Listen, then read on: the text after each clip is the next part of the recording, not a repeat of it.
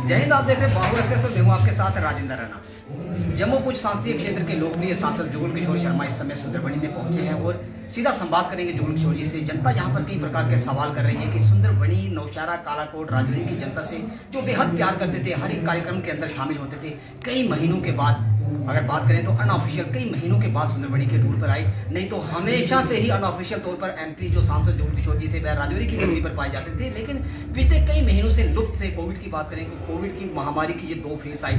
एक फेज में तो ये स्वयं पॉजिटिव हो गए, लेकिन दूसरे फेज में भी ये नजर नहीं आए। सीधा सवाल करेंगे सांसद जुगल किशोर जी, आपका स्वागत है। आप यहाँ पर आए सुंदरबनी में, लेकिन जनता अक्सर सवाल करती है कि जो सारे यहाँ पर विकास की जो विकास की योजनाएं यहाँ पर शुरू की गई थी, सरकार देने के बाद तमाम योजनाएं वहाँ पर ठप पड़ी हुई है और आपका भी इस क्षेत्र के अंदर जो लगातार जो दौरा था वो कम हो गया। क्या यहाँ की जनता से आपका प्यार कम हो गया या राजौरी पूंछ की जनता की याद मात्र आपको चुनावों की सीजन के लिए आती है?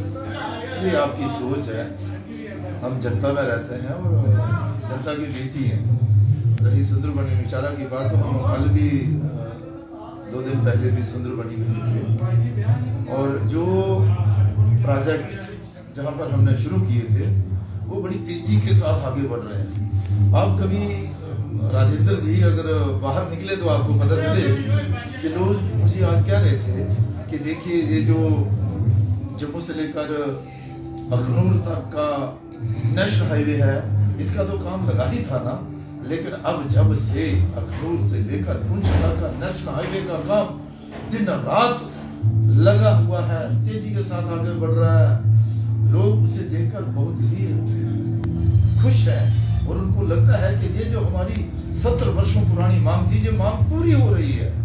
इसके अलावा भी बड़े बड़े जो प्रोजेक्ट थे, ये आप सब जानते हैं कि भाई बड़े मेहनत के साथ हमने इन सबका शुरुआत तो की थी, लेकिन कोरोना महामारी के कारण कहीं ना कहीं इसमें थोड़ी मंद गति आई है, इसमें कोई दो राय नहीं है।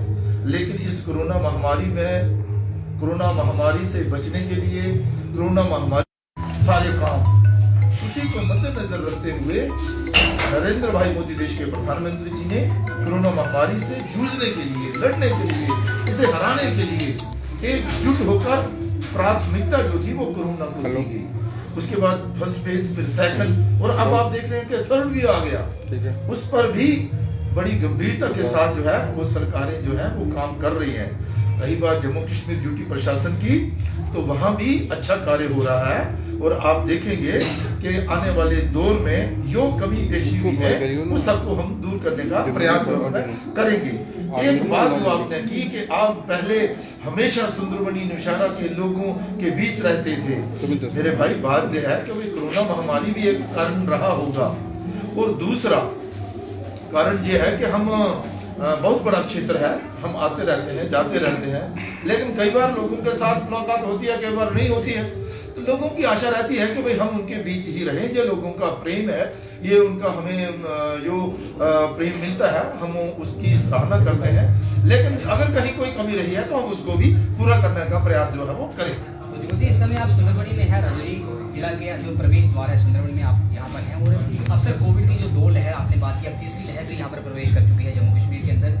सुंदरबनी के अंदर अक्सर जो बीते कई वर्षों से जो हॉस्पिटल के अंदर जो डॉक्टरों के रिक्त पद से सुंदरबनी हॉस्पिटल की जो इमारत थी वह अधर में लटकी हुई है। यहाँ पर ऑक्सीजन जनरेशन प्लांट तो लगाया गया, लेकिन ऑक्सीजन जनरेशन प्लांट के लिए वहाँ पर जो उपयोगी बेड है उनके लिए यहाँ पर हॉस्पिटल अभी तैयार नहीं हुआ। आपने यहाँ पर प्रधानमंत्री जो राहत कोष था उसमें से 5 वेंटिलेटर भेजे, लेकिन वेंटिलेटर लगाने कहाँ, लोगों के घरों में लगाने या हॉस्पिटल के? बिल्कुल सही बात है आपकी। देखिए ये जो हमारा हेल्थ सेक्टर है, इसमें तो बहुत बड़ी कमियां थी।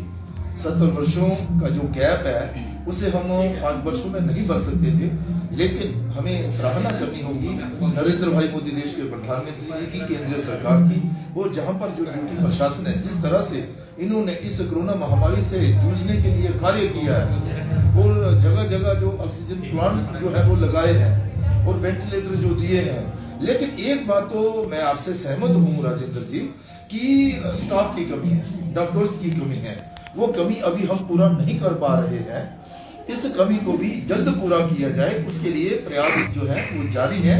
जल्द स्टाफ की कमी और डॉक्टर्स की जो कमी है उसे पूरा करने का प्रयास जो है वो ड्यूटी प्रशासन कर रहा है। और जहां सुंदरबनी और नौशहरा जो ऐसे क्षेत्र हैं जहां पर बहुत ही जरूरत है, और हॉस्पिटल जो है वो खाली रहते हैं। ये बात हमने एनडी प्रशासन तक भी पहुंचाई है। मुझे पूरी उम्मीद है कि जल्द हम इस कमी को भी पूरा करने का प्रयास जो है वो करेंगे। जो जी एक सबसे बड़ा महत्वपूर्ण प्रश्न ये है कि सुंदरबनी हॉस्पिटल की अगर बात करें, हेल्थ सेक्टर की बात करें, तो यहाँ से अक्सर जो पेशेंट थे, कोविड के बाद एक नया सरकार ने प्रोटोकॉल जारी कर दिया कि सुंदरबनी हॉस्पिटल से आप Jammu medical college GMC Jammu के लिए आप यहाँ से पेशेंट को रेफर नहीं कर सकते। आपको पहले यहाँ से जीएमसी राजौरी के लिए पेशेंट को भेजना पड़ेगा, और अगर आपको वहाँ पर उपचार नहीं मिलता तो उसके बाद जम्मू। ये कैसा फेर है कि यहाँ की जो जनता है उस जनता को यहाँ से राजौरी भेजा जाता है, उसके बाद जम्मू भेजा जाता है। कोविड महामारी की बात करें, सेकंड फेज दौर के जब सेकंड 20 जो मरीज थे जो पॉजिटिव पाए गए थे जहाँ से राजौरी भेजे, एक भी वापस नहीं आया, सबकी डेथ वहाँ पर जीएमसी के अंदर हो गई। ये कैसा फेरबदल है कि सरकार को एक तरफ सुशासन विकास के बड़े दावे करती है, जनता को यहाँ से जम्मू की बजाय राजौरी भेजा जाता है। ऐसे देखिए, वो एक दौर था जब कोरोना पीक पर था, उस समय काफी हद तक नुकसान भी हुआ है, जिससे हम इनकार नहीं कर सकते। लेकिन हम सब जानते हैं कि भाई जम्मू जो मेडिकल कॉलेज है उस पर भी बहुत बड़ा बोझ लोड जो है वो आ गया था, और फिर हमारा राजौरी का जो गवर्नमेंट मेडिकल कॉलेज है वो भी अच्छा काम करना उसने प्रारंभ कर दिया था, और सारी सुविधाएं जो थी उस वहाँ भी दी गई हैं। और सरकार का यही एक सोच थी कि भाई यो राजौरी जिला के जो मरीज हैं, जो बीमार लोग हैं, पहले वो जीएमसी राजौरी में जाए ताकि उन्हें राहत मिल जाए, और अगर कोई पेशेंट ऐसा है कि यो बहुत ही गंभीर हालत है उसकी, तो उसे ही रेफर किया जाए। अन्यथा होता क्या है कि भाई कोई छोटी मोटी कोई किसी को खांसी या बुखार हुआ तो तुरंत वो उसे रेफर कर देते हैं। लेकिन मरीजों का ये कहना है कि यहाँ से जब उनको रेफर राजौरी के लिए किया जाता है तो वहाँ बीमारों के ऊपर लेकिन उर्दू के अंदर होता है, तो आधा पेशेंट तो वहाँ जाकर उसको ये समझ नहीं आती कि मेरे किससे कंसल्ट करना है, कौन सी वार्ड के अंदर जाना है। आधा पेशेंट वहीं पे डिमांड लाइज हो जाता है। पेशेंट का ये कहना है कि उन्हें राजौरी नहीं सीधा जम्मू भेजा जाए। बिल्कुल सही है आपको। इसी को देखते हुए अब हमारी सरकार ने यहाँ पर 3 ऑफिशियल लैंग्वेज जो है वो कर दी है, जिसमें इंग्लिश भी आएगी, जिसमें हिंदी भी आएगी और जिसमें उर्दू भी आएगी।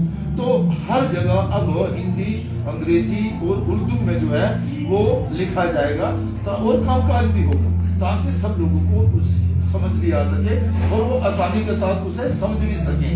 रही बात कि भाई जहाँ पर जो पेशेंट राजौरी भेजे, वो आपका कहना है कि मैं जम्मू भेजना चाहिए था। जम्मू में भी बड़ी परेशानी थी। आपने देखा कि एक समय तो ऐसा आ गया था कि जब लोगों में हाहाकार मच गई थी कि भाई शायद गैस नहीं है, ऑक्सीजन नहीं है, यहाँ पर वेंटिलेटर नहीं मिल रहा, यहाँ पर बेड नहीं मिल रहा, तो इसलिए सरकार ने कुछ कदम जो थे उठाए थे। लेकिन अगर आपका कोई अच्छा सुझाव होगा तो हम सरकार तक पहुंचाने का पूरा प्रयास जो है वो करेंगे। तो कोरोना संक्रमण के दौरान ये जो कोविड वेव थी उसमें आप इस संक्रमित पाए गए। सुंदरबनी के फर्स्ट और सेकंड फेज में 25 लोगों की यहाँ पर जान कोविड के चलते गई। आपके भारतीय जनता पार्टी के वरिष्ठ नेता पूर्व मंडल अध्यक्ष जर्नैल सिंह भी कोविड का शिकार हुए। अब कितने लोगों के यहाँ पर अफसोस के लिए गए जो लोग आपकी पार्टी से वाबस्ता? ऐसा है, देखिए हर घर तो नहीं पहुंचा जा सकता, लेकिन जहाँ जहाँ हमारा प्रयास रहा वहाँ पर हम गए हैं, और अन्यथा हमने फोन पर भी लोगों से बात की है। लेकिन मैं एक बात आपको बताना चाहता हूँ कि भाई हम ऐसा कुछ करें कि भाई हम किसी के घर जाए ही ना, कोई डेथ ही ना हो, उसके लिए हम प्रयासरत रहें। लेकिन मैं ये बात मानता हूँ कि हम हर जगह नहीं पहुँच सके, और जो हमें कमियाँ रही हैं उनको हम पूरा करने का प्रयास करेंगे। ये एक दौर था, मैं इसमें कोरोना पॉजिटिव आ गया था। अब मैं दूसरी बार की बात करूं तो क्या बताऊं आपको कि मैं 8 दिन तक घर से बाहर नहीं निकला। कारण क्या है कि जब हम लोगों में जाते हैं, फील्ड में जाते हैं, तो जितना परहेज, जितना कोरोना जो प्रावधान है उनका पालन करना चाहिए वो हम नहीं कर सकते। उसकी वजह से हम उस चपेट में आ जाते हैं। मुझे पिछले दिनों काफी खांसी, बुखार, जुकाम वगैरह रहा, लेकिन ये कि मेरी वजह से और कोई परेशान ना हो, ये हमारा प्रयास जो है वो रहता है। तो आपने कहा था कि आप 2 दिन पहले सुंदरबनी के अंदर आए, पार्टी कार्यकर्ताओं के ऑफिशियल्स के साथ बैठक की। जम्मू कश्मीर के अंदर विधानसभा चुनाव आने वाले हैं, क्या ये आपका विधानसभा चुनावों को देखकर जनता के प्रति प्रेम हो रहा है या पहले की तरह पहले की बात जनता से प्यार करते हैं? नहीं, हम पहले की तरह ही लोगों से प्रेम और उनसे लगाव रखते हैं। ऐसी बात नहीं है कि भाई इलेक्शन को देखकर, इलेक्शन पता नहीं कब आनी है, कब होनी है। अभी तो इलेक्शन कमीशन की एक रिपोर्ट आएगी, उसके बाद फिर दूसरी रिपोर्ट आएगी, उसके बाद फिर सरकार तय करेगी। लेकिन हमारे जो गृह मंत्री अमित शाह जी ने, उन्होंने जो कहा है कि भाई नौजवानों को सजग रहना चाहिए, जम्मू कश्मीर की बेहतरी के लिए काम करना चाहिए। हम जहाँ पर डिलिमिटेशन करवा रहे हैं, जैसे ही डिलिमिटेशन खत्म हो जाएगा उसके बाद इलेक्शन का प्रोसेस शुरू होगा, तो इलेक्शन के प्रोसेस में नौजवानों को बढ़ चढ़कर हिस्सा लेना चाहिए। ये हमारा जन्मसिद्ध अधिकार है, इसलिए इलेक्शन भी हो सकते हैं, लेकिन इलेक्शन अभी कोई मुद्दा नहीं है, अभी इलेक्शन का कोई दौर नहीं है। हम रूटीन में जो बतौर सांसद हमारा टूर प्रोग्राम रहता है, उस नाते ही अभी प्रवास पर है। तो जम्मू कश्मीर यूटी की बात करें तो यहाँ पर किसी भी पर्यटन स्थल को बंद नहीं किया गया। जिला राजौरी की बात करें तो जिला राजौरी का ये ऐतिहासिक जो पर्यटन स्थल था तत्तापानी के अंदर जो स्प्रिंग थी, बोवड़ी थी, उस बोवड़ी को डिस्ट्रिक्ट डेवलपमेंट कमीशन राजौरी के आदेश के बाद बंद कर दिया गया है। आप ही की पार्टी के वरिष्ठ नेता एडवोकेट विनोद शर्मा ने वहां पर प्रदर्शन किया झंडा फहराने के बाद 26 जनवरी का, कि कोई भी पर्यटन स्थल बंद नहीं हुआ, लेकिन राजौरी पुंछ की जो पहाड़ी क्षेत्र की जो गरीब जनता है, जिसकी आजीविका का साधन जो था वो उस क्षेत्र को बंद कर दिया गया। क्या आप वहाँ की जो जनता है उसकी मांग के अनुसार उस बोवड़ी को जो स्प्रिंग था वहाँ पर स्पिरिचुअल स्प्रिंग उसको वापस करवाएंगे? जनता की मांग को देखते हुए क्या डिस्ट्रिक्ट डेवलपमेंट कमीशन से वहाँ भी बात करेगा? बिल्कुल सही कहा आपने। ऐसा है कि मुझे कालाकोट के जो हमारे कार्यकर्ता हैं उनका फोन भी आया था, उन्होंने मुझे जानकारी दी, और विशेष तौर पर हमारे जो एडवोकेट विनोद जी हैं, वो विनोद जी वो तत्तापानी के ही रहने वाले हैं, और तत्तापानी एक हमारा अच्छा टूरिस्ट स्पॉट है। वहाँ पर गर्म पानी, गर्म चश्मा है, और वहाँ के साथ लोग आस्था के साथ लोग जुड़े हुए हैं, और लोगों की मान्यता है कि जब हम वहाँ पर स्नान कर लेते हैं तो कई किस्म की बीमारियाँ दूर होती हैं। तो उन्होंने मुझे ये बताया, और उनका ये कहना था कि आज और कल के बीच शायद वो राजौरी डिस्ट्रिक्ट डेवलपमेंट कमिश्नर के पास जाने वाले हैं, और मैंने उन्हें कहा कि जाते ही मुझे रिंग करिएगा। हमने प्रशासन से बात की, और मैं ये आपको सुनिश्चित करना चाहता हूँ कि मैं बात करके वहाँ पर जो कोरोना के प्रोटोकॉल के तहत ही दर्शन किए जाए, स्नान किया जाए, लोग वहां पर जाएं, भीड़ ज्यादा ना रखी जाए, और हम ये सुनिश्चित करें कि भीड़ इकट्ठी ना हो।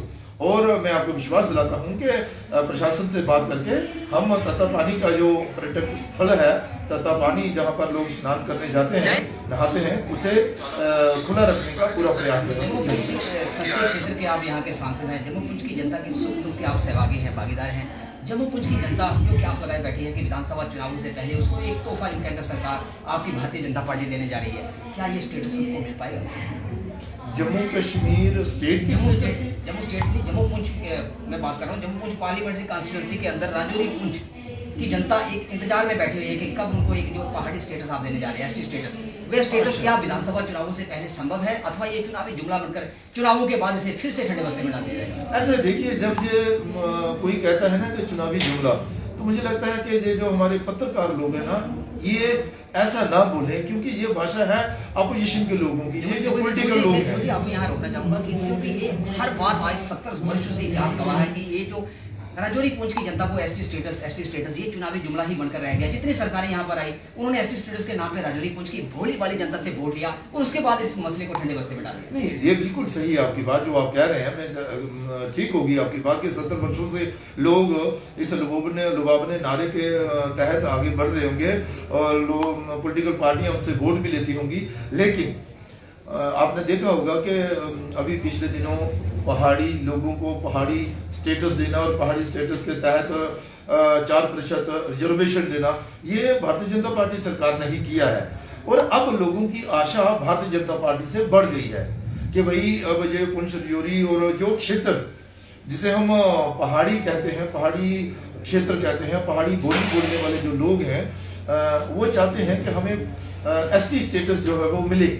तो हमारा पूरा प्रयास रहेगा कि भाई उन लोगों के साथ इंसाफ हो और उन्हें पहाड़ी स्टेटस मिले। केंद्र सरकार ने इस पर गंभीरता से इसको लिया है। जब अमित शाह जी आए थे, उन्होंने भी अपनी बात कही थी, लेकिन मैं ये नहीं कह सकता कि भाई पहाड़ी स्टेटस जो है वो इलेक्शन के पहले मिल जाएगा या बाद में मिलेगा।